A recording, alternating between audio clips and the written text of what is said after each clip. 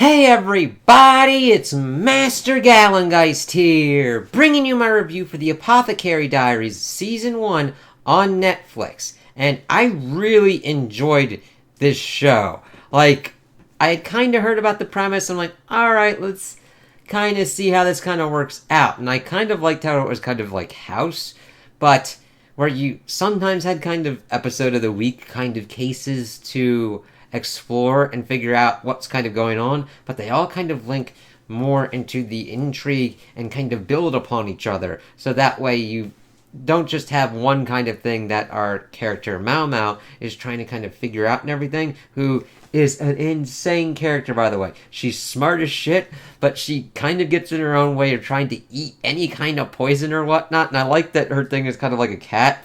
And then the other kind of protagonist, Jinshi, the one that is supposed to look over the rear palace, where the concubines and their attendants and retinues are for the emperor.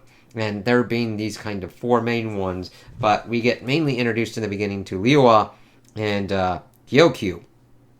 And if I'm mispronouncing these, I apologize.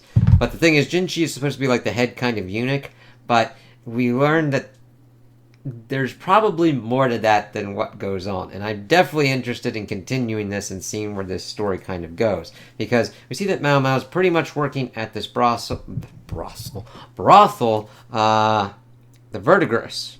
Verdigris? I am trying to find it. Yes. And she does kind of stuff like that. Her father he's kind of like a doctor and doing all these kind of things. She's going out to kind of pick some stuff up, but she then gets set upon by bandits and sold into the rear palace. So that way her wages kind of go back to them and all that, and she becomes just a servant girl at first. But then she starts seeing that things are kind of going wrong with Gyokyu's child and Liuwa's child. And she tries to secretly tell them what's kind of going on. They think it's like a curse or whatnot. Gyokyu's child survives because they listen to the advice, but Liuwa's doesn't.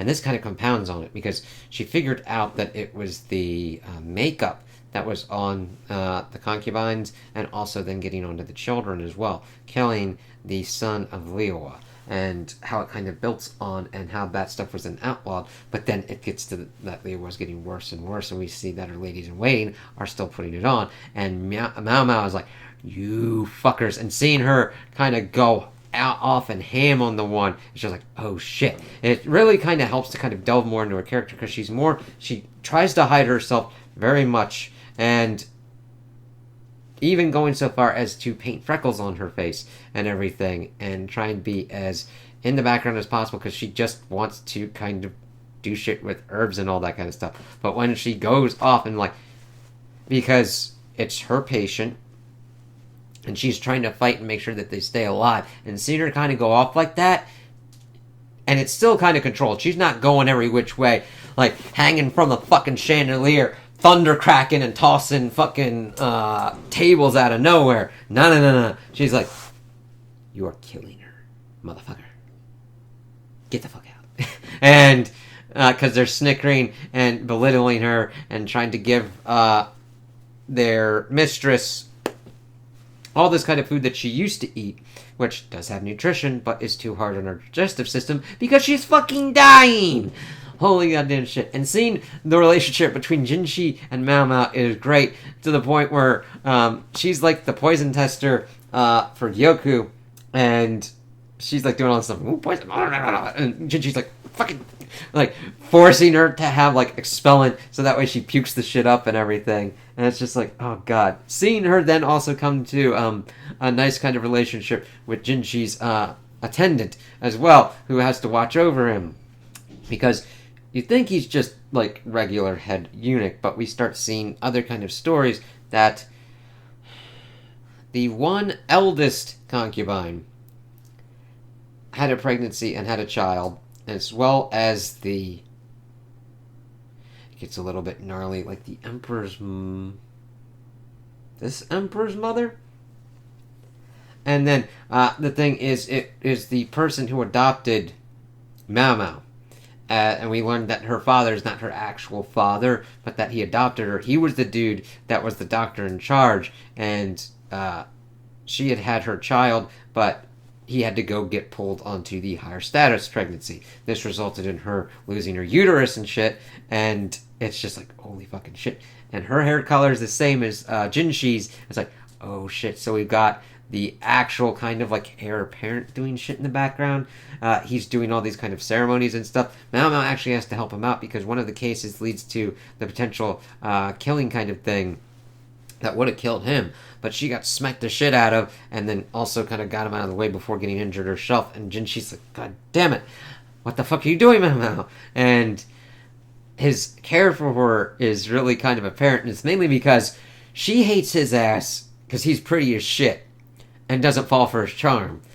And that, of course, makes his ass roaring for her, and we're not at that point yet, but we definitely see it kind of building. It's like, yeah, I know these two are probably going to get together, which is fine, but we've got like 24 episodes here, and I'm like, alright, you don't have to like throw them all together at once. I like this slower kind of build up. I like taking time to see our characters, learn more about them, learn what she's learned about the brothels and everything, see her sisters who are the higher ones there, even shoving this one kind of dude that's pretty much compared to as a dog there, who wants one of the courtesans, and how they treat her like a sister and are actually very nice to her because she was born at that brothel. And that getting into that whole relationship where we see her father getting brought up at the end, towards the tail end of this. He is very smart as well, but he doesn't see people's faces except for Mao Mao's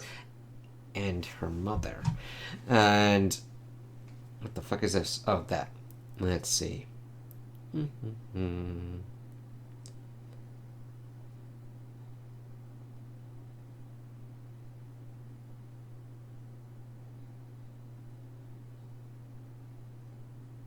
Because she even also looks into the one child dying and linking it up with one of the ladies in waiting and all the kind of shit. That got her kicked out, but Jinshi's like, you can work for me. And then, of course, she kind of gets loaned back into Gyoku's. It's really kind of strange. She's like, all right, cool. I don't have a problem with it. I'm like, okay, inter-politics kind of shit, because her bandit people were kind of like linked up with that. Where am I? Vertigers, yes.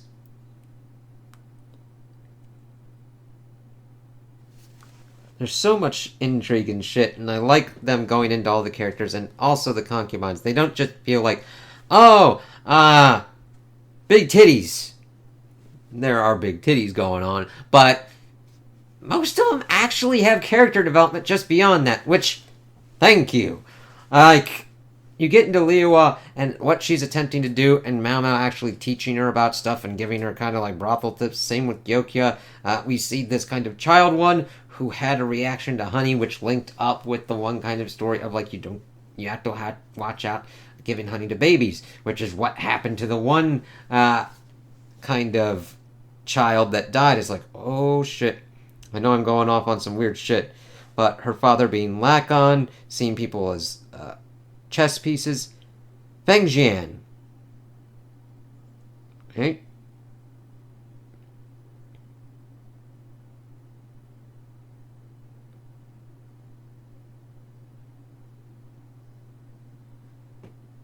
Yes, Feng Jian. That is her mother. And what happened was, Lacon's a really kind of smart person, but he does not see faces, and this kind of affected his relationship with his father and his uncle, which I believe he was able to kind of get him to the whole kind of seeing people's faces as pieces, and I think that's the same one that adopted Mao Mao, him being kind of like a eunuch and everything like that. But because of certain kind of machinations, he had to be taken away for 3 years, but he had gotten into a really great relationship with the Feng Jian, and that she was one of the first people that he saw face-wise completely, and that they had a really good repertoire going on, and she pretty much wanted him to buy her out, but he wasn't kind of in that understanding at that moment. And then he saw that all these unanswered letters, saw that she cut off her finger and like a baby's finger to curse him because he got her pregnant. But he didn't know that. At first, when I was seeing this, before it got to the end, I'm like, did he fucking do this? Because he was talking about to Jinshi about how you lower the price on a courtesan. Mama, of course, brings it up because it's important to her story. Because this, of course, led to her birth and what had went on, the lowering of her price, people not buying her then being used for lower end kind of sex work, and eventually developing syphilis and going pretty much batshit insane because of the syphilis. It's like, shit. Now, this doesn't excuse how she would react to and treat Mao Mao, but it understands how she kind of has an attachment to her adopted father, how she takes stock of like her personal relationships, especially with her personal relationships with her sisters at the Vertiger's house, where they did try to take care of her. And even though Granny is like, even though it's not your fault that everything kind of went down, but she's still trying to pump fuck-ass money at her. It's like, oh god. And at first I thought Lakon did it on purpose, but we see that he did not do that and learned about it. We see that Mao Mao pretty much engineers the situation to have him buy her out. And when he goes to see her, he sees her as he last saw her. Because he's not seeing her face in real time, he just sees her face. He doesn't see everything that's gone on with the syphilis and everything, but still plays with her and decides to buy her out. And we see this great thing where Mao Mao's dancing at the end to celebrate her being bought out. And Jinshi's like, what the fuck you doing up here? And seeing her kind of injured and like, god damn it, you little... You're hurting yourself and shit. And then grabbing her and just like taking her out. It's like, I am so interested to see what's going to be going on here. We got a new concubine introduced. She wasn't given much time, but I liked that we looked around, understood Gyokya, Lioa, who the fuck is the young one? Damn it, why the fuck am I... Okay, this is just how it kind of went on. Also, Mao Mao kind of getting outsmarted by this one chick, Feng Ming, and what she was able to kind of do with trying to take out Jinshi, failing, but then, like, killing herself and escaping. It's like, holy shit. Li Shu! Yeah. And, like, that was horrible what her ladies in waiting would fucking, like, bully her for, like, her fucking food allergies. Fuck you! Ugh. Adu. That was the pure one. And then Lulan is the next one. Then, of course, the Emperor. Emperor is kind of an interesting kind of dude, kind of like coming in and asking for Mao Mao's kind of help in certain kind of instances. Seeing this whole garden party and everything. She really does take the tasting stuff very seriously, but mainly because she either wants to taste poison or get drunk or eat good food. It's that kind of balancing act with her where it's not really completely one-dimensional. There's a lot of different kind of factors going on with this. And then her relationships with the ladies in waiting of Gyokyo is really nice as well, where they see her bandaged arm where she's literally doing it to herself to experiment with poisons and shit. And they're like, no, take your time and everything like that. And just how they try and be kind of like the sisters from the Vertiger's house. And then just seeing her kind of like make certain kind of shit and people not understanding. Like some women are like panty dropping after Jinshi like ain't nobody business. Where people are like trying to give him aphrodisiacs and shit. It's like, even if he's like a eunuch and shit? Alright. And her like experimenting and making aphrodisiacs and be like, yeah, this is like 3 times more powerful. And then having like some chocolates left over and the ladies in waiting accidentally eating it and they're just like, oh, and Yoko's like, oh shit, fuck. It is just good comedy and good balance. Like, the comedy does not undercut any seriousness that's going on. It's woven throughout very well and timed very well, in my opinion. Like, when I reviewed Charlotte and how it's like everywhere with like its comedy versus its seriousness and what's kind of going on and just this does not have that. This has the funniness of the like little prickliness that Mao Mao and Jinshi have, and then sometimes going into like the little chibi kind ofness and like trying to do shit, which helps accentuate the comedy on certain things, but it never undercuts the seriousness of things because that's never brought up in the seriousness stuff. They might joke a little bit, but that joke will be still treated with enough seriousness that they don't completely break the mood. We're learning more about Jinshi and how Mao Mao are kind of like working, especially at the end, because you're thinking, I hate this pretty boy motherfucker. It's like, I'm gonna play with this fucking asshole that isn't panty dropping like the others be panty dropping. And then at the end, where they're kind of moving past that and actually caring for each other, I mean, he's trying to understand her living in a brothel, and even though there's good aspects, he thinks that it's wrong that everything has happened to her, and trying to kind of help with that. But her, of course, having to take these kind of exams to try and be a lady of the court and not passing them, it's like, oh shit, so now you do have to be a servant. And her learning that he's not just a pretty boy and that he's doing other kind of things. I mean, they help to save each other. She literally saves his fucking ass from getting tanked. Lacon helps her in that instance to get forward because this one dude's like, you're not going in there, and smacks her in the fucking face with this kind of club ass thing, and she's like, and Lacon's able to provide enough interference for her to kind of get past, and just crazy because she's like, somebody's gonna die, and she saves them, and it's like, what the fuck are you doing here, Jinshi?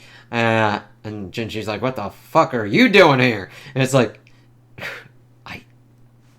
I loved seeing the intricacies in play here. They did a lot of good job, a very good job of doing world building and lore building. World building is the kind of setup in the play style. It's like, okay, rear palace, emperor, okay, and then we're getting into the lore of how the concubines have their kind of internal politics, who goes after what, who's been here longer, what's going on with these kind of relationships, what's going on here, and then we get into our characters and our plots of Mao Mao and kind of navigating these things and the other kind of plots that come into play. Now, is this an action-focused one? No. If you're looking for action, this isn't it. If you're looking for tactical action of like mind and trying to figure out puzzles, this will definitely be an anime for you. Not if you're trying to go Dragon Ball fighting 100%. Now, I like that too. But that's not this one. This is more your kind of comedy, your seriousness of what's going on with the plot, and how I'm trying to figure out the intricacies of what's going on, who's going to do what characters' actions will then roll on effect and do other kind of things for the plot and the other characters and how they will answer in kind. I really fucking love this one. Like, it just hit so well. Like, damn, this is well done and well executed. Now, if you disagree, that's quite alright. If you think this is just fan service fuck off, I probably wouldn't blame you for thinking that way, with how the concubines are done, and of course the high-end courtesans are at the Vertiger's house. But there's definitely a lot more to the characters than that, which I'm always fucking happy to say about. I'm like, they aren't just background cardboard fucking cutouts with nothing going on, except just pretty lady with big boobs. I'm like, okay, they can be pretty, they can have big boobs, just make them a fucking character, because otherwise, I had nothing. I'm like, you know, but I was really happily surprised at how much I enjoyed this. So, if you're into characters and plot and world building and lore around things, and trying to puzzle and figure things out, this would be the anime for you. Now, there are crazy ass things talked about, like sex work, assault, fucking poisonings, and everything kind of going gnarly. So if the subject matter does not seem that safe to you, that's quite alright. It's fine to kind of dodge this one. This one would still actually be a pretty good one to have on in the background too, if it's your kind of thing. But yeah, if a lot of this doesn't sound up your alley, that's quite alright. Find that cool ass thing that gets you pumped, like this got me pumped to talk about. I'm like, yeah, do that. I want you to find your good shit, man. That's always the objectives. So, those are my opinions on the anime. Tell me what you guys think in the comments below. If you liked it, if you didn't like it, if you agree with me, if you disagree with me. Also, like and subscribe, and I hope you have a good day.